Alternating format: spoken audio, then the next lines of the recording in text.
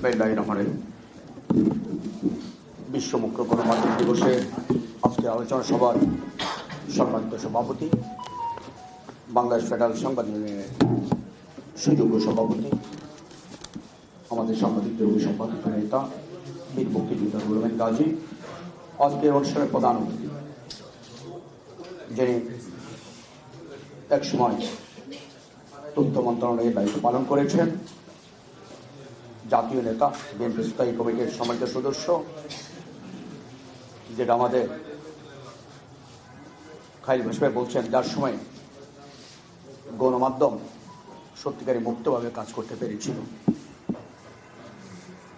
ওই সময় শুধু একটা কথা বলি, প্রথম আলো একটা কার্টুন ছাপিয়েছিল বেগম খালেদাকে নিয়ে, গোলাম আজম এরশাদকে নিয়ে, একে মঞ্চে অত্যন্ত নোংরা। সেদিন কিন্তু প্রথম আলো বন্ধ হয়নি, কোনো সাংবাদিকরা এটা চল লাগেনি, এমন মুক্ত স্বাধীন তারা ছিল। সেই সফল মন্ত্রী, জাতির বিবেক ডক্টর আব্দুল মঈন খান, আজকে আয়োজক সংগঠনের ডিউজের সুযোগ্য সভাপতি, আন্দোলন সংগ্রামের নেতা মোহাম্মদ শহীদুল ইসলাম, আজকের অনুষ্ঠান সঞ্চালক, ডিউজের সুযোগ্য সাধারণ সম্পাদক জনাব খুরশিদ আলম, উপস্থিত আছেন বিউজের সহসভাপতি জনাব খালিল বাশার ভাই, কে মহসিন ভাই, ডিউজের সহসভাপতি রফিক মোহাম্মদ ভাই, রাশেদুল হক ভাই, আমাদের বিহুজের সিনিয়র সহকারী মহাসচিব জনাব বাসির জামাল, সহকারী মহাসচিব শাওন সহ সাংবাদিক নেতৃবৃন্দ, সাংবাদিক সহকর্মীবৃন্দ, আসসালামু আলাইকুম। আজকে আমরা আলোচনা করতে এসেছি বিশ্ব মুক্ত গণমাধ্যম নিয়ে, কিন্তু দুর্ভাগ্যজনক হলো সত্য, আজকে তার পুরো উল্টো চিত্রই বাংলাদেশের গণমাধ্যম এখন এক ভয়াবহ সংকটকাল অতিক্রম করছে। স্বাধীনতার ৫৩ বছরে এমন সংকটকাল গণমাধ্যমকে পার করতে হয়নি। গণমাধ্যমের ত্রুটি এমনভাবে চেপে ধরা হয়েছে যে এর স্বাধীনতা এখন প্রায় বিপন্ন। এই দুঃশাসন, পাকাপোক্তকে শেখ হাসিনার নেতৃত্বাধীন এই আওয়ামী লীগ সরকার গণমাধ্যমকে হুমকি, ভয়ভীতি প্রদর্শন, সাংবাদিক গ্রেপ্তার, নির্যাতন, কথায় কথায় গণমাধ্যম বন্ধ, ৪০০ বেশি গণমাধ্যম বন্ধ করে দেওয়া হয়েছে। এমনকি সাংবাদিকদেরকে আজকে সস্ত্রীক হত্যা পর্যন্ত করা হচ্ছে। গত ১৫ বছরে ৬০ জন, অনেকে ৭ জন লেখা বলেন, ৬০ জন সাংবাদিককে নির্মমভাবে হত্যা করা হয়েছে, কোনো হত্যার বিচার নেই। সাগর রুনি হত্যা ১০৮ বার তদন্ত প্রতিবেদন পেছানো হয়েছে, তদন্ত পর্যন্ত করা হচ্ছে না, তদন্ত রিপোর্ট পর্যন্ত হচ্ছে না। এর মানে আমরা বুঝে নিতে পারি যে কোনো কেউ এর পিছনে শক্তিশালী কোনো মহল আছে। ওই শক্তিশালী মহলটিকে আমাদের জানতে খুব ইচ্ছে করে। আজকে সাংবাদিকদের এমন নির্যাতন করা হচ্ছে, আপনারা জানেন, অনেক সাংবাদিককে দেশ ছেড়ে পালিয়ে যেতে হয়েছে। সব্যসাচী সম্পাদক শফিক রহমান জেলে নিয়ে এমন নির্যাতন, তারপর এমন নির্যাতন নিপীড়ন করছে, এই বৃদ্ধ বয়সে তাকে দেশান্তরী হতে হয়েছে। আমাদের সম্পাদক মাহমুদ রহমানের কথা আপনারা জানেন, কি পরিমাণ তার উপর নির্যাতন হয়েছে, দুনিয়ার ইতিহাসে নজিরবিহীন, তাকে দেশ ত্যাগ করতে হয়েছে। কনক সারোয়ারকে দেশ ত্যাগ করতে হয়েছে। কাজী যে ছিলেন একজন নারী সাংবাদিক, অসম্ভব মেধাবী সাংবাদিক, কি পরিমাণ তাকে হেনস্থা করেছে আপনারা জানেন, আমরা অনেকে জানি। বাধ্য হয়ে দেশ ত্যাগ করেছেন, উল্লাহ নোমানকে দেশ ত্যাগ করতে হয়েছে। অনেক সাংবাদিককে আজকে দেশ ত্যাগ করতে হয়েছে, সালে শিবলি সহ অনেককে। অবস্থা এমন দাঁড়িয়েছে আজকে অনেকে সাংবাদিক পেশা ছেড়ে দিচ্ছেন। রিপ্রেসিডেন্টের একটা কিছুদিন আগে জরিপ দেখিয়েছিল, 1 বছরে 86 জন সাংবাদিক পেশা পরিবর্তন করে পিআরওর চাকরি করছেন, বিভিন্ন প্রতিষ্ঠানে চাকরি করছেন। কারণ সত্যটা তারা তুলে ধরতে পারছেন না, নানা ধরনের নিপীড়নের শিকার হচ্ছেন বলেই। এর ফলে কি হচ্ছে, সত্যতা যেহেতু সাংবাদিকরা তুলে ধরতে পারছেন না, এর ফলে গণমাধ্যম এখন দিন দিন পাঠকদের আস্থা হারিয়ে ফেলছে। মজার ঘটনা কি জানেন, পাকিস্তানের মতো দেশে সারা বছর মিলে 6 দিন পত্রিকা বন্ধ থাকে, ইন্ডিয়ায় 8 দিন। বাংলাদেশে ঈদের জন্য 6 দিন একটানা বন্ধ করে দিল, কারো মধ্যে এটা নিয়ে কোনো ধরনের হতাশা বা এটা নিয়ে কোনো কিছু চিন্তা করারও সুযোগ আসেনি। কারণ পত্রিকা বের হলো কি না বের হলো কি, কারণ পত্রিকা তখন আর সত্য লেখে না, সমাজের দর্পণ নেই। এক সময় কিন্তু বন্ধর দিনে চায়ের চুমুক দিতে যে পত্রিকা পড়তো, আচ্ছা গণমাধ্যমের দিকে মানুষের সে আস্থা বা সেই নজর, সেই বিশ্বাস নেই। এই যে বিশ্বাসযোগ্যতা না থাকার কারণে আছে কি হচ্ছে, পাঠক দর্শক যেমন মিডিয়া প্রত্যাখ্যান করছে, একই সঙ্গে আজকে বাংলাদেশের গণমাধ্যম তার বিজ্ঞাপনের বাজার হারাচ্ছে। বিবিসির একটা রিপোর্ট কিছুদিন আগে, সেখানে বলা হয়েছে বাংলাদেশের বিজ্ঞাপনের বাজার 1200 কোটি টাকার, বাট বর্তমানে সেটি বাংলাদেশের মিডিয়া পাচ্ছে 700 কোটি টাকা। বাকি 500 কোটি টাকা কোথায় চলে যাচ্ছে? ইন্ডিয়ান টিভিগুলোতে চলে যাচ্ছে, ইউটিউবে চলে যাচ্ছে, ফেসবুকে। এর কারণটা কি? ওরা মনে করছে পত্রিকার এখন আর মানুষ পড়ে না, বিশ্বাসযোগ্যতা এখানে দিয়ে লাভ নেই, বলে ইউটিউব আমি যদি ফেসবুকে দিই, ইন্ডিয়ান টিভি দিয়ে শত করে করে কিন্তু ইন্ডিয়ান টিভি এখন দেখে, আমার বাংলাদেশের টিভি দেখে না, কারণ আমার বাংলাদেশের টিভিতে সত্যটা তুলে ধরা হয় না বলেই। এটি হলো বাস্তবতা। আরেকটি বিষয়, সরকারি বিজ্ঞাপন এখন একটা সরকারের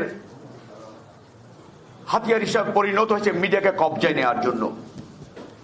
যারা সরকারের সমালোচনা করে, দুর্নীতি অনিয়মের চিত্র তুলে ধরে, দেখবেন তাদেরকে এখন আর বিজ্ঞাপন দেয় না। রাজনৈতিক প্রভাব বিস্তার করে 2000 যে পত্রিকা বের হয় না, সেই পত্রিকা 2 লাখ 2.5 লক্ষ সার্কুলেশন দেখানো হচ্ছে এবং মোটা অঙ্কের বিজ্ঞাপনের টাকা দেওয়া হচ্ছে রেট বাড়িয়ে।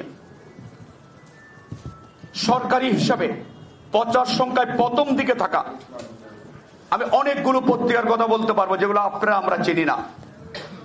আপনি আমি চেনা তো দূরের কথা, হকারকে জিজ্ঞেস করুন, হকার চেনে না, কিন্তু তাদেরকে সামনের সারিতে এনে বিজ্ঞাপন দেওয়া হচ্ছে। আর প্রথম আলো, ডেইলি স্টারকে বলে দেওয়া হয়েছে টেলিকম কোম্পানিগুলো যেন বিজ্ঞাপন না দেয়, সরকার থেকে চাপ দিয়ে।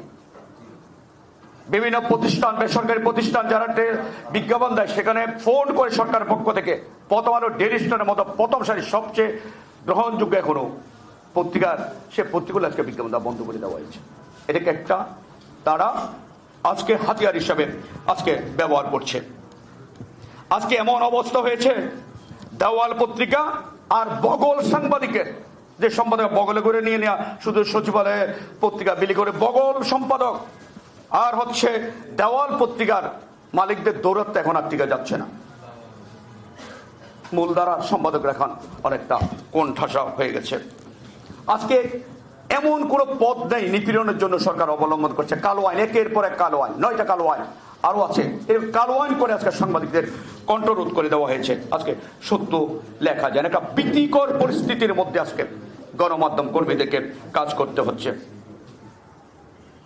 আজকে একটু আগে গণমাধ্যমের স্বাধীনতার কথা এসেছে। আমি মনে করি গণমাধ্যমের স্বাধীনতা ততটুকু আছে, তথ্যমন্ত্রী যে কথা বলেছেন, যতটুকু সরকারের পক্ষে যায়, সরকারের বিপক্ষে যায় এমন ট্রু শব্দ আজকে পত্রিকায়, টিভিতে বলা যায় না, এমন কোন একটা শব্দ আজকে পত্রিকায় লেখা যায় না। কোন রাজনৈতিক নেতার নাম, কোন পরিবারের বিষয় তো পত্রিকায় আনেই যায় না। সমালোচনার সীমারেখা এমন ভাবে টেনে দেওয়া হয়েছে, আজকে শেখ মুজিব এবং মুজিব পরিবারের বিরুদ্ধে কিংবা আওয়ামী লীগের প্রভাবশালী মন্ত্রীদের বিরুদ্ধে একটা শব্দ আপনি আজকে পত্রিকা লিখতে পারবেন না। এটাই কি তথ্যমন্ত্রী বলে? এটাই কি আপনার গণতন্ত্র? এটাই কি আপনার গণমাধ্যমের স্বাধীনতা? এ হচ্ছে গণমাধ্যমের স্বাধীনতা। আপনি লিখবেন বিরোধী দলের বিরুদ্ধে যা আছে তা লিখবেন, মিথ্যা লিখবেন, কিন্তু সরকারের বিরুদ্ধে দুর্নীতি অনিয়মিত একটা টু শব্দ করতে পারবেন না। এটাই যদি গণমাধ্যমের স্বাধীনতার সংখ্যা হয়, তাহলে বলার আমাদের কিছু নেই। অনেকে শুনে অবাক হবেন আপনারা, ডেইলি স্টার সম্পাদক, যার বাবা কিন্তু শেখ মুজিবুর রহমানের সাথে এমপি ছিলেন, ওনার বিরুদ্ধে 85টি মামলা দেওয়া হয়েছে মাহফুজা নামের বিরুদ্ধে। লক্ষ্য তো তাদের নাই, কারণ ফেসিবাদ কখনো সমালোচনা সহ্য করে না। মতিউর রহমান বর্তমান সম্পাদক এমন কোন বিএনপি যখন ক্ষমতায় উলঙ্গ হয়ে বিএনপির বিরুদ্ধে লিখেছে, অশালীন কার্টুন ছাপিয়েছে, সে বর্তমান সম্পাদক মতিউর রহমানের বিরুদ্ধে খুনের মামলা দেওয়া হয়েছে। মতিউর রহমান চৌধুরী মানব জীবনের প্রধান সম্পাদক, অনেকগুলো মামলা, কথা বলতে পারে না। তিনি একটা লেখনীতে লিখেছেন যে এখন আর অনেক কিছু লিখতে ইচ্ছে হয় কিন্তু লিখতে পারি না। আপনার সংগ্রাম সম্পাদক আবুল হাসান সাহেব সাবেক কোমরের রশি বেঁধে অফিস থেকে যুবলীগ ছাত্রলীগের গুন্ডারা পিটিয়ে ধাক্কায় পুলিশের গাড়িতে তুলে দিয়েছে। ওই গুন্ডাদেরকে না করে উল্টো সংগ্রাম সম্পাদককে নিয়ে রিমান্ডে নিয়েছে। এটা কি তথ্যমন্ত্রী? আপনার গণমাধ্যমের স্বাধীনতা, এটা কি আপনার গণতন্ত্র? এই যে রুহুল আমিন গাজী সাহেব আজকে যিনি এখানে সভাপতিত্ব করছেন, 19 মাস তাকে বিনা অপরাধে আজকে জেলে নিয়ে তারপর নির্যাতন চালানো হয়েছে। শুধু কি বিরোধী দলের লোকজন? আপনাদের নিশ্চয়ই সেই প্রথম আলোর শামসুজ্জামান শামসের কথা মনে আছে। একটা রিপোর্টের জন্য তাকে কিভাবে প্রথম গুম করে ফেলা হয়েছে, পরে মিডিয়া যখন এটা নিয়ে প্রতিবাদ করলো, তারপর তাকে নিয়ে জেলে দীর্ঘদিন রাখা হলো। জাতীয় আন্তর্জাতিকভাবে যখন প্রতিবাদ হলো তাকে ছেড়ে দেওয়া হলো। ফটো সাংবাদিক কাজলের কথা আপনাদের মনে আছে, দীর্ঘদিন তাকে গুম করে হত্যা করতে চেয়েছিল। যখন বাংলাদেশের গণমাধ্যম, বিশ্ব গণমাধ্যম সোচ্চার হলো, বিদেশি এমবেসি গুলো সোচ্চার হলো, দীর্ঘদিন পর তাকে ছেড়ে দিল। আপনাদের নিশ্চয়ই খেয়াল আছে সে 74-এর বাসন্তীদের যার পর ইজ্জত লজ্জা নিবারণের সেই ছবিটি, ঐতিহাসিক ছবিটি ছাপিয়েছিলেন আফতাব আহমেদ, বীর মুক্তিযোদ্ধা, 21-এ পদকপ্রাপ্ত সাংবাদিক। তাকেও আওয়ামী লীগ বেঁচে থাকতে দেয়নি, নির্মম ভাবে তার বাসা হত্যা করেছে। কারা করেছে আমাদের জানা আছে। আওয়ামী লীগের এক শীর্ষ নেতা, প্রেসিডিয়াম সদস্য, তার বইতে 6 মাস আগে আফতাব আহমেদের বিরুদ্ধে ব্যাপক কুষ্টার রটিয়েছেন যে এই ছবিটি তিনি মেকিং গেম, তিনি এটা তৈরি করছেন এটা বলে। তার 6 মাসের মধ্যে আফতাব আহমেদকে বেঁচে থাকতে দেওয়া হয়নি। এমন একটা নিষ্ঠুর পরিবেশ আজকে বিরাজ করছে। শেষ করব আর 2-3টি কথা বলে। ফেসিবাদের কবলে পড়ে আজকে গণমাধ্যম তার গণমুখী সংস্কৃতিটা হারিয়ে ফেলছে, অর্থাৎ জনগণ থেকে বিচ্ছিন্ন হয়ে ওই যে বাসের জামাল যে বলছেন সূর্যমুখী সাংবাদিকতার দিকে যাওয়ার কারণে আজকে গণমাধ্যম তার মাধ্যম আছে, গণচরিত্রটি হারিয়ে ফেলেছে, যার কারণে জনগণের রাস্তায় গণমাধ্যমের প্রতি নেই।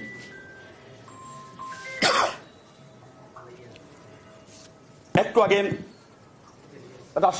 আমাদের রাশেদ ভাই বলেছেন যে গণমাধ্যমের পরিস্থিতি এখন কি অবস্থায় গিয়েছে। এটা যে গণমাধ্যমের নাজুক পরিস্থিতি, এটা বাংলাদেশের মানুষ নয়, আন্তর্জাতিকভাবেও এটা আজকে স্বীকৃত। কিছুদিন আগে আন্তর্জাতিক একটি সংস্থা তাদের জরিপে কয়েকজন গণমাধ্যমের স্বাধীনতা হন্তক, গণমাধ্যম হন্তক রাষ্ট্রপ্রধানের নাম ছাপিয়েছেন। তার মধ্যে শীর্ষে আমাদের বিনা ভোটের প্রধানমন্ত্রী শেখ হাসিনার নাম আছে। গণমাধ্যম হন্তক রাষ্ট্রপ্রধান এবং নারী প্রধানমন্ত্রী একমাত্র ওনারই নাম আছে। গত 2 দিন আগে একটা জরিপ আপনারা দেখেছেন যে গণমাধ্যমের স্বাধীনতা নিয়ে, এটা প্রতি বছর বিশ্ব গণমাধ্যম দিবস উপলক্ষে এই জরিপটি করা হয়। সেই জরিপে দেখা রয়েছে 180টি দেশের মধ্যে বাংলাদেশের অবস্থান হচ্ছে 165। মজার ঘটনা হলো আমাদের অবস্থা আফগানিস্তান, পাকিস্তানের নিচে। আরো মজার ঘটনা হলো গত 15 বছরে যে গণমাধ্যমের সাদা একটি ভয়াবহ রূপ ধারণ করছে জরিপ আছে। এই জরিপে দেখা যায় 15 বছরে মুক্ত গণমাধ্যম সূচকে বাংলাদেশের অবস্থান পিছিয়েছে 44 ধাপ পিছিয়েছে। দুনিয়ার ইতিহাসে আরেকটি দেশ নাই এত পিছানো, 44 ধাপ পিছিয়েছে 15 বছরে বাংলাদেশে। আমরা ধিক্কার জানাই। এবার নিজেদের কিছু সমালোচনা করে আমি শেষ করব। গণমাধ্যমকে বলা হয় রাষ্ট্রের চতুর্থ স্তম্ভ, যেটা একটু আগে আমাদের খায়রুল বাশার ভাই বলেছেন। আমি মনে করি গণমাধ্যম এখন আপুষ্কৃত চতুর্থ স্তম্ভ, নরপরে পিলার, স্তম্ভ শক্ত মজবুত নেই। নরপরে পিলার, যেরকম আওয়ামী লীগ রটের বদলে আজকে বাঁশ দিয়ে ইমারত নির্মাণ করছে, আমাদের গণমাধ্যমের অবস্থা আজকে সেরকম হচ্ছে, রডের বদলে বাঁশ দিয়ে। সেরকম আজকে আমাদের চতুর্থ স্তম্ভ হয়ে গেছে আপুষ্কৃত এক চতুর্থ স্তম্ভ।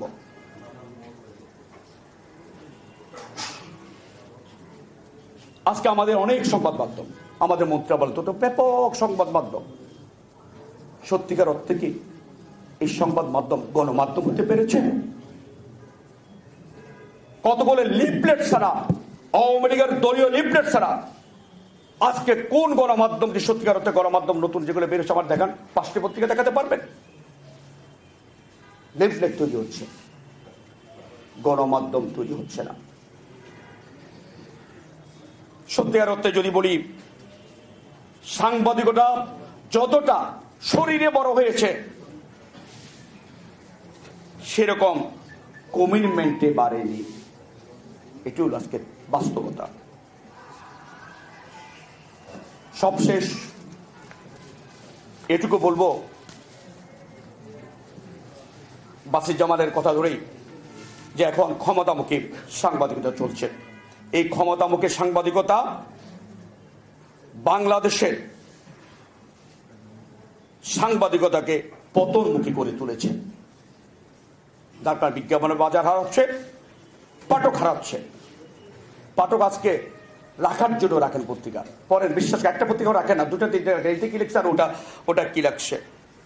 আজকে অবাক হবেন, আজকে প্রধানমন্ত্রী প্রেস কনফারেন্সে বিটের সাংবাদিকেরা যান না, সেখানে সম্পাদকরা গিয়ে বসে থাকেন, তুল মদ্দন করেন। আমরা যখন টিভিতে দেখি, এটাকে আর প্রেস কনফারেন্স হিসেবে আমরা দেখা যায় না, মনে হয় যেন প্রধানমন্ত্রীর সম্বোধন সভা হচ্ছে ওখানে। ওটা প্রেস কভারেজ নাই, প্রেস কভারেজ ক্যারেক্টারটাই নষ্ট করেছে, প্রেস কভারেজ সংগঠনই নষ্ট করে দিচ্ছে আজকে প্রধানমন্ত্রী প্রেস কভারেজ। এটা আমাদের জন্য খুবই দুঃখ, এটা সবাই আমাদের সাংবাদিক, এই করে আজ কথাগুলো আমি বলছি। আজকে ওই সম্পাদকরা বাংলাদেশের সমস্যা নিয়ে কথা বলেন না, গণতন্ত্র নিয়ে প্রশ্নটি করেন না, কেন ভোট দিতে পারছে না সে প্রশ্নটি করেন না, তৈলমদ্দন করেন। কোন কোন সম্পাদক বলেন আপনার নোবেল পুরস্কার পাওয়া উচিত। ঠিক, এটা সাংবাদিকতা নয়। গণমাধ্যমকে বলা হয় কি সমাজের ওয়াচডগ, অতন্ত প্রহরী। সত্যিকার অর্থে আজকে কি সে ওয়াচডগের ভূমিকা আমরা আছি? আজকে সমালোচকরা এর নাম দিয়েছে পেট ডগ, পোষা কুকুর, অথবা ল্যাব ডগ, যেটা কোলে নিয়ে নিয়ে চলে হাটে। এই অপবাদ আমাদেরকে আজকে গোছাতে হবে, এই অপবাদ গোছাতে হবে। ওয়াচডগ থাকতে চাই আমরা, ল্যাব ডগ কিংবা পেট ডগ নয়।